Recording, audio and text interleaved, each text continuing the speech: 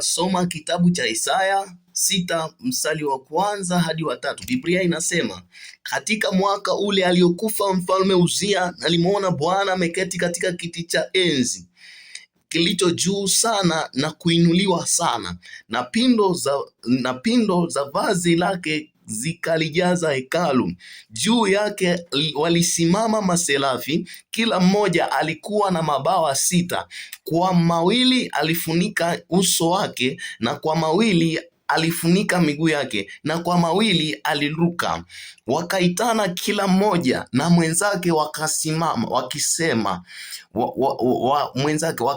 mtakatifu, mtakatifu, mtakatifu ni Bwana wa majeshi, dunia yote imejaa utukufu wake. Naenda kurudia mstari wa 2, hawa malaika wanavyosema, juu yake walisimama maserafi, kila mmoja alifunika anasema juu yake walisimama maserafi, kila mmoja alikuwa na mabawa 6. Kwa mawili alifunika uso wake, na kwa mawili alifunika miguu yake, na kwa mawili aliluka. Wakaitana kila mmoja na mwenzake, wakisema, mtakatifu, mtakatifu, mtakatifu ni Bwana wa majeshi, dunia yote imejaa utukufu wake. Barikiwe sana mtumishi wa Bwana. Tuombe. Baba, ninakushukuru kwa neema yako na baraka zako Baba, kwa ajili ya neno hili. Mtakatifu, mtakatifu, mtakatifu ni Bwana wa majeshi, dunia yote imejawa na utukufu wako. Na neno hili Bwana lifanyie matokeo kwa yule atakayesikiliza, uliyemtageti katika siku ya leo. Baba, naomba na kushukuru. Amen. Bwana Yesu asifiwe. Jina la Bwana libarikiwe. Tunajifunza hapa kwa malaika, ambapo tunaona kwamba Isaya akiwa anamtafuta Mungu, Isaya anasema alimuona Bwana ameketi mahali palipoinuliwa, kiti cha enzi kilichoinuliwa sana, juu sana. Unaelewa juu, kiti cha enzi kilichoinuliwa sana, kiti cha enzi kilichoinuliwa sana, yani Mungu aliyeinuliwa sana, the God who had exalted. Mungu aliyeinuliwa sana ni yupi huyo Mungu wa utukufu? Daudi anauliza, ni nani mfalme wa utukufu aliyefanya haya? Ni nani aliyewavusha Israeli? Ni nani ambaye amekuja kutuokoa? Ni nani huyo mfalme wa utukufu? Nasema Bwana ndiye mfalme wa utukufu. Mtakatifu, mtakatifu, mtakatifu ndiye Bwana wa majeshi, mbingu zimejaa utukufu wake. My Lord, my Lord. Mtakatifu, mtakatifu, mtakatifu ndiye Bwana wa majeshi, dunia yote imejaa utukufu wake. Ni nani kama Mungu jamani? Ni nani kama Mungu? Yote haya nataka tufundishane kitu kinaitwa unyenyekevu. Ni nani kama Mungu jamani? Kuna watu ambao walijikuta ni miamba. Kuna watu walijikuta ni miamba kwa sababu ya fedha. Kuna watu walijikuta ni miamba kwa sababu ya vyeo. Kuna watu walijiita ni miamba kwa sababu wamejulikana na umaarufu wao. Kuna watu walijiona ni majitu, hawawezi kuambilika, mabinti wazuri wakitembea wanaita, vijana mahensome wakitembea wanaita. Kuna watu walijiona wakajiona watakatifu sana, wakajiona ni watakatifu kuliko wachungaji wao, wakajiona wanajua kuliko wachungaji waliowalea, walijiona kuwa ni wachungaji kuliko mchungaji mwenyewe ambaye ni Mungu. Kuna watu walijiona, lakini mwisho wao walipofananishwa na Mungu ndipo walikauka, walikufa. Wengine hata maiti zao hazijulikani ziliko. Wengine walikatiliwa mbali, waliomfananisha na Mungu. Nakwambia, waliomfananisha na Mungu, wale manabii 450, manabii ambao walijiona ni watu wa Mungu, wale manabii wamepata madhara, wamekatiliwa mbali. Eliya amewakatilia mbali. Ni nani kama Mungu? Unamchukulia Mungu namna gani? Yani unamchukulia Mungu like whom? Kama mpenzi wako? Unamchukulia Mungu kama nani? Kama rafiki yako? Unamchukulia Mungu kama nani? Unamchukulia Mungu kama watoto wako kwa sababu ya fedha zako? My friends, uko hatarini sana. Uko hatarini sana kama ni mtu ambao unajiinua sana. Yani huduma ulionayo umepewa na Mungu, alafu bado unajiona yani wewe everywhere you can go. You know, God papa know me. God whom? My friend, nataka nikwambie tujuzane. Unyenyekevu ni muhimu sana. Yaani pamoja na kwamba wewe umepewa mbawa 6 zingine za kwenda na kutafuta ushawishi duniani. Hata ukipata ushawishi, mamilioni ya watu yakakufuatilia wewe, unajua, lakini nothing without God, nothing, you are nothing.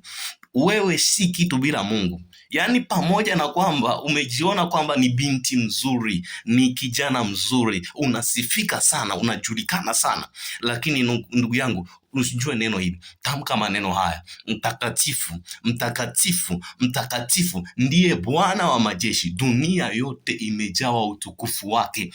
My friend, na wewe dunia yote imejawa utukufu wako? Hapana.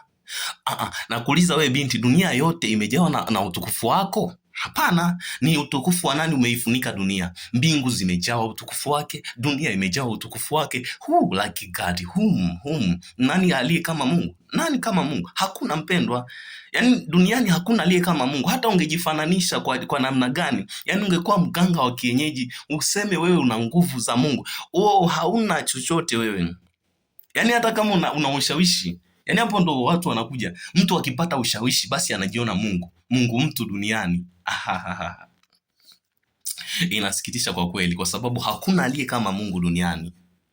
Mimi nasema nijapoishi maisha ya utakatifu kama Bwana, basi nimuishie yeye aliyeniita, niishi maisha yeye aliyeniita. Kuna mtu anasifika. Nataka nikwambie kitu kinachotutia kwenye majaribu ni kukubali utukufu wa Mungu uwe ni utukufu wetu. Kuna mtu anakusifu kwa sababu umeimba, sio wewe, ni Mungu. Kuna mtu anasema umeimba vizuri mwanangu, umeimba vizuri kijana, umeimba vizuri, pokea zawadi.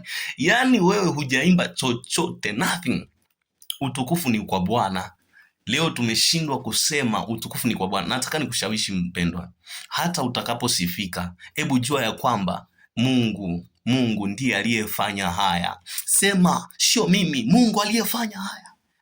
Mungu ndiye aliyefanya haya. Mnaniona mimi ninaimba, mnaniona mimi ninafanya, mimi sio kitu. Mtakatifu ni Mungu, yeye ndiye mtukufu, yeye ndiye mtukufu. Sijafanya kitu kwenye dunia hii, Mungu ndiye aliyenisaidia.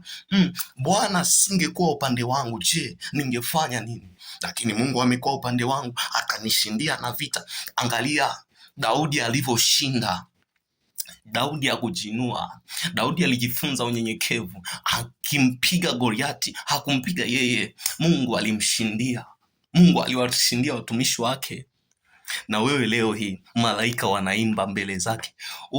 Malaika walikuwa ni malaika walikuwa ni walio na ufahamu. Yaani wakafunika mbawa zao, wakafunika utambulisho wao kwamba wasijulikane wao, wakafunika miguu yao kwamba wasionekane ni wamiliki wao, wakapaa, wakajiondoa kabisa mabawa yale wanaporuka, ili mtumishi wa Mungu Isaya anapoomba asione wao ni miungu, asione wao ndiye Mungu. Na mtu ukiona malaika unaanza kudanganyika kwamba umemwona Mungu. Yaani malaika wale maserafi wanasema wana mbawa 6, walifunika mbawa nyingine uso wao. Hebu imagine unajifunika uso, alafu unafanya nini? Unajifunika miguu, unajifunika, afu na ile mabawa mengine unayatumia kuruka, kwamba wewe ni nothing. Yaani wewe si Mungu, wewe si Mungu. Mtu amekuja kwako ili amtafute Mungu, lakini unaanza kumuonyesha mimi ni noma, mimi ni noma. Wewe ni noma wapi? Kwa hiyo mtu aanze kukufuata wewe. Kwa hiyo wewe ndio wewe role model wake. Baada useme, waonyeshe watu Mungu unayemwabudu. Waonyeshe watu Mungu unayemwabudu. Na usijiitie Mungu. Mimi ni mnoma bwana. Mimi ni mudedili. Nilivyokuwa kijana mdogo, mimi nilifanyaga haya. Mimi ni mnoma. Wewe ni mnoma. Sikiliza nikwambie, ni muhimu sana ujue kwamba ni Mungu amefanya hayo. Jamani, kama mimi hata kiungo kimoja hapa nikiangalia ukucha huu, ni nani aliyefanya ukucha huu? Mimi siwezi kuweka hata ka ukucha haka. Kwa hiyo haka ni Mungu ameumba. Unywele, yaani shetani ndo kama shetani hajaumba hata chochote kwenye maisha yetu.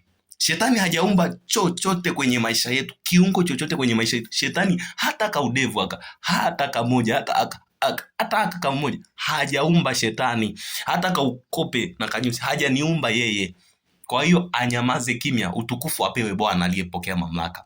Utukufu ni wa Mungu aliye hai, na watu wamshangilie Mungu peke yake. Acheni kuwapa mashetani utukufu. Kwa nini wape wanadamu utukufu?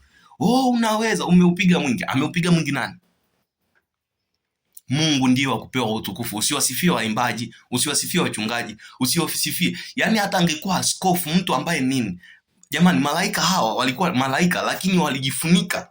Ni watu ambao hawakutaka kupokea utukufu wa Mungu. Ni watu ambao hawakutaka kupokea, wakajifunika uso wao, wasionekane wao, aonekane Mungu. Na wewe kwenye maisha yako usionekane wewe, aonekane Mungu. Hebu fanya hivyo, usionekane wewe, aonekane Mungu. Jitahidi kwa namna yoyote unaposoma masomo yako, usije ukasema mimi ni mwamba. Wewe sio mwamba, mwamba ni Yesu. Usije ukajionyesha kwamba mimi ni mwaminifu. Mwaminifu ni Mungu. Aliyekusaidia wewe ukaokoka sio wewe, ni neema. Biblia inasema tumehesabiwa haki bure kwa neema. Wewe ulifanya nini mpaka ukaokolewa? Haukufanya chochote. Tumeokolewa kwa neema tu. Kwa hiyo usije ukajidai na neema hii. Uwe na unyenyekevu. Tena jifunze sana unyenyekevu. Jifunze unyenyekevu mpendwa. Nyenyekea mbele za Mungu. Wewe sio kitu. Kuna wakati huduma yako haikui kwa sababu wewe unajiona. Acha kujiona. Kuna wakati hauoni viwango vya utukufu kwenye maombi na uwepo kwa sababu unajiona ni Mungu mtu. Ukivaa kasuti ukapendeza ukatokelezea mbele ya watu, basi unajiona tayari wewe ndiye malaika sijui. Unapotea mpendwa, acha. Unapotea kabisa. Kuna wakati ujifunze kupiga magoti hata masaa 8 kabla hujapanda madhabahuni. Wewe sio mtakatifu, mtakatifu ni Mungu. Msikilize Mungu akutume. Usijitumie, mwache Mungu akutumie. Mtakatifu ni Mungu, acha Mungu akutumie. Achana na kujitumia mwenyewe. Usiwatumikie wanadamu, mwache Mungu akutumie. Yaani utumike na Mungu aliye mtakatifu. Mungu akikutumia, mawazo yako yatakuwa ni matakatifu. Mungu akikutumia, unyenyekevu ni kwamba Mungu nitumie. Unyenyekevu sio kwamba naenda kumtumikia Mungu, unaenda kumtumikia Mungu wapi? Unyenyekevu ni kusema Mungu nitumie, mimi sijui. Unyenyekevu ni kusema Mungu, mimi sijui kuimba, nataka ukaimbe. Unyenyekevu ni kusema Mungu, sijui kuhubiri, twende ukahubiri. Unyenyekevu ni kusema Mungu, mimi siwezi kwenda, ninaomba twende na mimi. Musa akasema, usipoenda nami siwezi kwenda. Usipoenda na mimi siwezi kwenda. Ni nani amesema? Musa anaelewa kwamba mimi nataka kutumiwa na Mungu. Yaani hawa Israeli siwezi kuwasafirisha. Mchungaji, sikiliza. Baba yangu mchungaji, mama yangu mchungaji, sikiliza. Yaani huwezi kutumika. Yaani huwezi kumtumikia Mungu. Fanya Mungu akutumie. Yaani piga magoti, sema Mungu nitumie, nitumie, nitumie, nitumie na tena nitumie Mungu. Mungu akusaidie. Amen. Ubarikiwe sana. Naitwa Jeremia Daniel Silunga. Mungu akusaidie sana. Amen.